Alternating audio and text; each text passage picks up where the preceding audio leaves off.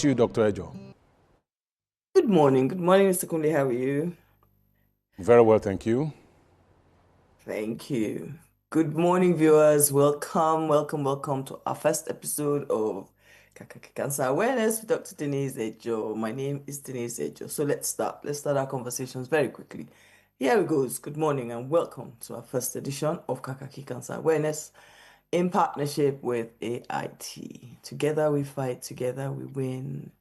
Thank you, everyone who continues to stand with us, patients, caregivers, advocates, healthcare professionals, and partners who believe that cancer awareness saves lives. We thank you, and we start the year in the right spirit. So we are now in 2026.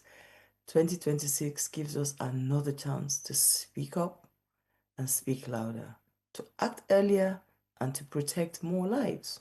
So, today, what are we talking about? We're going to be talking about a cancer that is largely preventable, yet still claims far too many lives in Nigeria.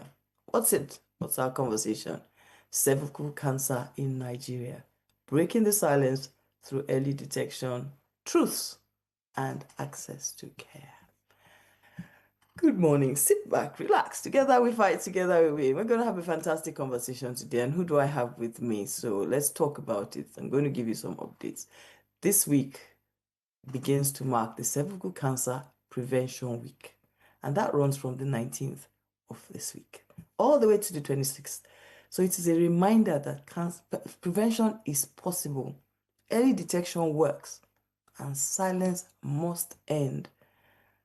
We encourage individuals, organizations, and communities to share what you're doing, screening, outreach, conversations, vaccinations. Please, please, this is a week for you to talk about what's going on as we start to tag, start to follow, and start to engage. Let's start this conversation very well this 2025 and 2026.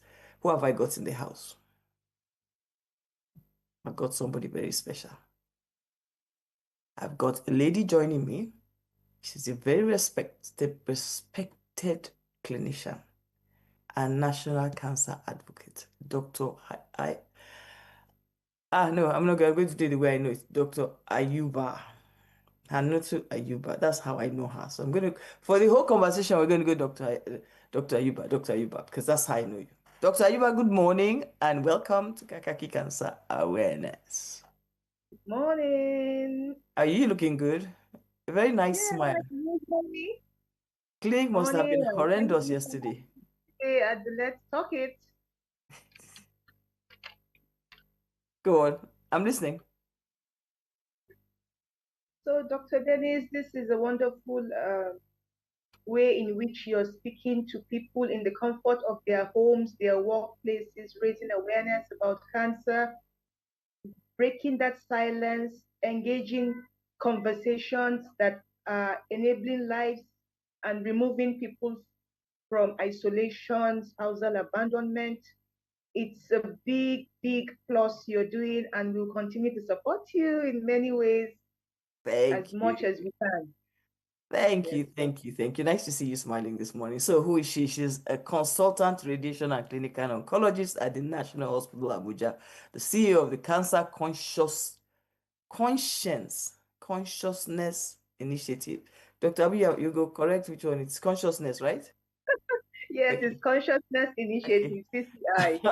Okay. Program lead at the Tele-Oncology Hub and the co-chair of the National Cancer Society's Cancer Screening and Outreach Committee. She's also a member of the Governing Council for the National Cancer Intervention Fund, which is what used to be called the CHF. Is that correct? Doctor, are you correct on NCIF, this one? Say NCIF. CHF. All right. So welcome, welcome, welcome, welcome, welcome, welcome. So we're going to go diving in now. You can follow us on this conversation on the YouTube, on YouTube as we go along and talk, because silence is costing lives. Please, silence is costing lives. And today I stand in remembrance of the person who I brought on last year, who we lost last year. A very special person to me, Ivy. I thank God for the journeys and her story which we used. Let's go. and let's have this conversation. And because of that, we must have a serious conversation. Cervical cancer is one of the most preventable cancers, yet many Nigerian women still present late. Dr. Ayuba, this is a serious conversation.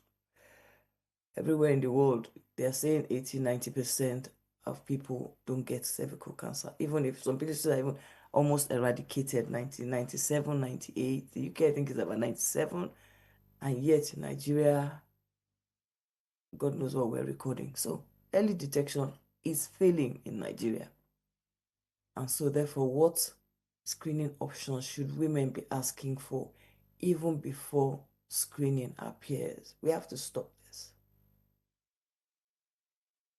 Early detection is a secondary prevention aspect of cancer prevention, cervical cancer prevention. It aims to detect the problem at the very early stage before it becomes a serious problem. We have a big challenge in which we have a huge population in our communities that have never had HPV vaccination in the past when they were younger, and now we have a big burden of disease. The problem with cervical cancer is the taboo. People don't like to discuss about it. Early detection is a very good opportunity for us to be able to detect these cancers, but we have a big challenge to it because of the limited access to screening facilities. I work at the grassroots, and our tele-oncology hub telemedicine program has really opened our eyes to see the kind of barriers we have. These barriers are huge. These screening facilities are very, very few in number. We need to have enough of this screening brought down to the grassroots, not just Abuja, Lagos, and the big cities. We need to go back to the communities where there's nothing. We don't have screening facilities in most of our PHCs, and that is where we are supposed to start this battle. Also, there's lack of awareness generally that the disease itself, the risk factors of this disease, the signs and symptoms, where to go to when there's a problem. In our communities, when a woman has abnormal discharge, they tell you it's a woman problem. That's how it is. That's how it was for me. Use onions to wash that place. Use garlic. You hear all sorts of things happening in the communities. Then the cultural barriers, the ignorance about this disease, and the fear of being labeled, of being wayward. They feel once a woman has cervical cancer, it spells she's wayward, she has daughters, she has sisters, that would be a problem for them getting married. So for families that have that tendency to have, maybe they have a genetic mutation, the mother has a cancer, it could be a gynecological cancer, the auntie has cervical cancer, the other daughters will now not want to discuss it. It's not going to be like a taboo. Don't speak it. They will say it's in our family, or fear of being they'll say it's witchcraft, it's evil eye. If there are co-wives, they'll say, you see, she has afflicted you. When the husband comes to your room in the morning, that's when you bleed after intercourse. So you see, we have to bring down the awareness down to the communities where our people, the bottom billions, reside. And the belief of when you go for tests, you are going to look for trouble. Our people say, Binchike, you go and look for trouble. So, and that is when the woman should go for screening. When she's looking fine, there's no problem, go for the screening so that if there are any abnormalities, it is caught early, it is managed. And Dr. Ayuba, I hear you. So the healthcare workers paucity we have, the JAPA syndrome, the inadequate number of facilities is a big problem. And then the financial hardship. This is a big problem because people have to pay out of pocket. It's a big challenge. In the communities, when our patients come in, they are even diagnosed early. But then they come and they tell you, doctor, I have to go back. Our patient navigators, we have so beautiful, compassionate patient navigators in our program. When they engage with these patients, they are able to come out from the communities. At the end, it's a big problem. Payment out of pocket. Our health insurance statistics is so low. So people have some have to sell their chicken and even the coops themselves. Some have to even sell their farmlands just to access care. And then the relatives, when they get tired, they'll say, just come back home, you resort to prayers. Sometimes they start treatment, and then in the communities, that awareness is low. That superstitious belief keeps propagated. So the elders in the family will say, no, come back and let's try this herbal concoction. Let's try this prayer. And by the time you call, mission navigators call back, you just hear stories. Sorry, the woman died yesterday. And these are avoidable deaths. Yeah, but Dr. Ayuba, I hear you, but you know that no matter what you say, and this is a culture change or a mental change, especially for Black and ethnic minorities globally. We don't like to go to the doctors. So it's not just about cancer. In the rural, in the village, anywhere. And that mindset. So a lot of the discussions we're having, stigmatization and mindset are very key. I remember when I was diagnosed with cancer, and I recall all the not my portion syndrome. But I'm here almost 10 years. I had a choice.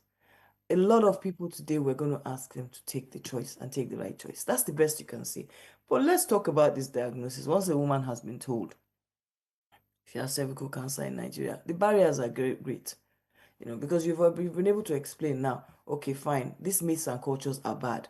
Myths and cultures, we've done the HPV, we've rolled it out, we've rolled out to almost over 50 million young children. So hopefully a generation might just, if we continue the way we're going, might just be free of this. But the current generations and above are not good. So let's go back now. So if we look at it, what barriers does a woman have in accessing treatment? Not even knowing about it now, access, because financial is very big, but there's geographical issues. What you get, like you said, not Lagos, not Abuja, not town cities, and even town cities, it's not every state that can even tell you town cities. Emotionally, there's also the challenge. How does this therefore affect survival? I just want to summarize this one because we have to look at what Nigeria is going to do about this. Go on. The cancer diagnosis is a bad news on its own. So when a woman is told that this is the diagnosis, she experiences a lot of challenges, psychological. She goes through a phase.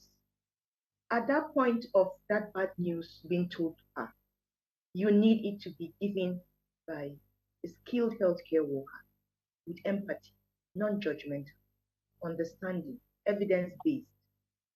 Also, she needs to be supported, not only her family, but even the community, because we have myths and superstitions in the community. When such diagnosis comes, she gets she's bombarded with information, these superstitious beliefs in the communities. They will tell her, go for prayer. Our men of God, with all due respect, you have a big work, a big role in this space. This woman is transiting through denial, anger, irritability before she's able to bargain that she's going for treatment. At that point, as a man of God, a woman of God, encourage this woman. Because there are myths that cervical cancer is equal to death sentence. It is not true. It is not true. It's not true. As the family, the community, this woman has a lot of, she's bombarded with information by neighbors, by friends, and it's all out of love. However, this information may not be verified, may not be correct. And that is why, as a man of God or a woman of God, as a community elder, as a family leader, please give this woman all the support she needs, because there's a lot of barriers, challenges. She's going through different hurdles. At that point, this woman needs all the support she needs to be able to even access to make up her mind to go to the hospital. And when she goes to the hospital, we have other barriers, that logistic barriers, geographical barriers. We have patients that travel kilometers and days just to present at the hospital, just to present at where you see a doctor that will see to their problems. And when they are traveling, they have relatives that are going along with them. So you can see there's a lot of disruption of family dynamics because of the geographical barriers. She can't get care in her vicinity. She has to go travel long, travel far to be able to access care. These are all barriers, the geographical. Then she goes to the hospital, the healthcare worker who is already burnt out and tired. When she sees the corridors are looking like each other. She's confused. When they send her to the lab, she misses her way to the mortuary. She comes back and people are yelling at her in a language, linguistic barriers, that she doesn't even understand well. She has to get an interpreter. So you see, that is why the different barriers that these women go through with cervical cancer accessing care in our health system is gigantuan. Then she has the emotional barriers on their own. That's psychological. She's a human being. She has that feeling of burden. She has that feeling of she's smelling like caca. She's isolated. She feels isolated from her family, her community. There are patients that when they enter taxis to come to the hospital, all passengers disembark and leave them with the driver. So she has to pay money like drop to come to the hospital. Then the spousal abandonment, this is real. We have many patients, in fact, we have so many research studies coming out, spousal abandonment, because the husbands feel they should not disturb them at that point. There are so many issues because they feel the husbands have abandoned them. While she's on that hospital bed, she's estranged. She now hears he has gotten another wife in the house. But he needs that support to understand we are Africans. That financial hardship on its own, she feels she's a big burden on her family, on her community. They keep paying, and she's not getting better. Sometimes she gets better, but then at some point, money finishes and she cannot continue care. She lives with so much pain. Pain is a problem. She feels nobody understands her. Because okay, I'm about to round off, so I want you to give me one sentence, and we're closing now. Just one sentence. One sentence. So all these barriers all these barriers, holistically looking at them, they compound on the quality of care, the standard of care, the patient outcome survival. Thank you. Today's message is simple and it's clear. Cervical cancer is preventable. We can hear all the barriers, all the issues, all the things, but early detection does save lives. Myths must be challenged. If you see, the emphasis of the conversation has been on these myths things. And myths must be challenged and access must be improved. Because every woman watching, please prioritize your own health. To parents, vaccinate your daughters, please. And to communities, end this silence. It's not fair. To leaders, invest in prevention and care. Talk for them. It's not right. Together, today we have been joined by a very fantastic lady. Thank you. But let's remember, united by unique is 2025. Together we fight. Together we're getting to the end of, we're getting to World Cancer Day. It's coming up. This atmosphere is gingering up. So all of you out there, please, we're approaching World Cancer Day, 4th of February, all over. Standby project, that's one of my big projects. It's coming up with a lot of other partners on the 4th of February. So we're looking forward to seeing you. Mona Lisa Park, come and meet us there. And the others, and I will post them. We will post them. Kakaki will post them all over the place. But together we fight, together we follow us, share, and subscribe to the Combo Cancer videos. You can find us on Combo Cancer Foundation, NG281. Thank you all for joining us. Thank you all. Dr. Ayuba, thank you for being with us this morning. And we look forward to seeing you all again in 2 weeks as we talk about what's going down for 2025 World Cancer Day and the Childhood Cancer Awareness. See you soon. Our message is very clear. Together we'll fight. Together we win.